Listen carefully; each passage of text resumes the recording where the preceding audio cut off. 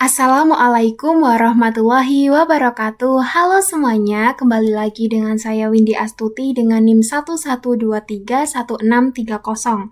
Nah, pada video kali ini kita akan belajar uji parametrik dengan SPSS.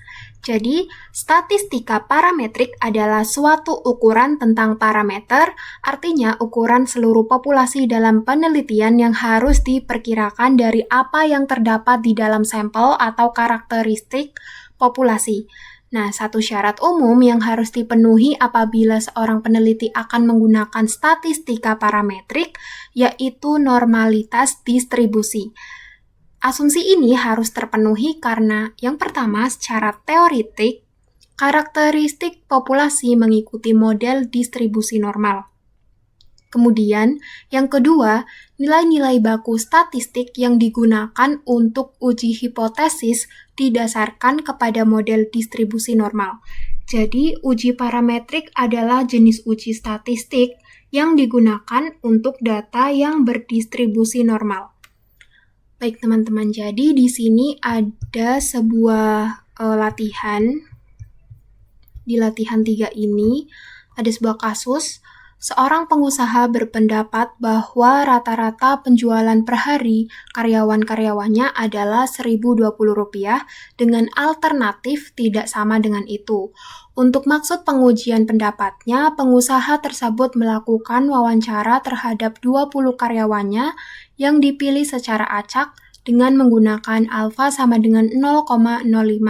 Ujilah pendapat tersebut dan berikan analisa Anda. Hasil wawancaranya adalah sebagai berikut. Nah, ini datanya teman-teman. Kemudian, tuliskan hasil analisanya di bawah ini dan apakah HO diterima. Baik, untuk yang pertama, kita olah datanya terlebih dahulu. Kita masukkan ke SPSS ya teman-teman. Kita beralih ke variable view, kemudian masukkan nama,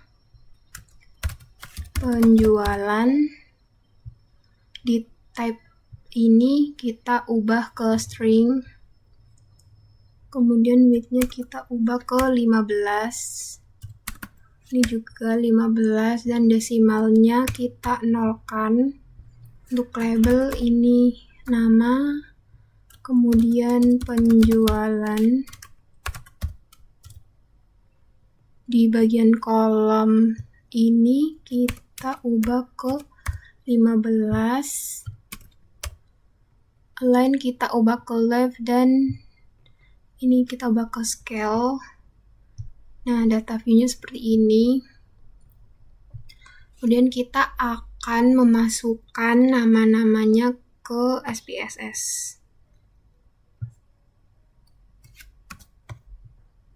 Kita masukkan ke sini. Untuk data penjualannya juga ya teman-teman.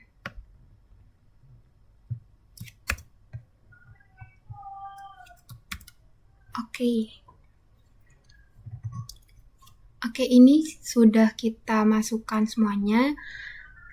Untuk langkah selanjutnya, klik ke Analyze. Untuk melakukan uji parametriknya, kita beralih ke Compare Means, kemudian pilih di One Sample T-Test.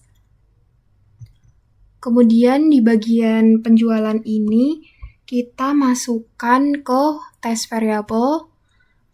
Di bagian option, confidence interval percentage kita ubah menjadi 90, kemudian continue, dan di test value ini kita ubah ke 1020, kemudian klik OK. Nah, hasil ujinya seperti ini teman-teman.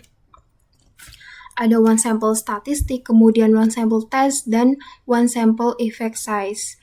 Dan di one sample test ini kita mendapat nilai uji T adalah min, 355 dengan derajat bebas TF 19 dan sig 0,029. Karena sig kurang dari alfa sama dengan 0,05, maka HO ditolak. Jadi rata penjualan karyawan adalah tidak sama dengan 1020 secara statistik. Nah, itulah hasil analisa dari latihan soal tadi. Semoga video ini bermanfaat. Wassalamualaikum warahmatullahi wabarakatuh. Sampai jumpa di video berikutnya.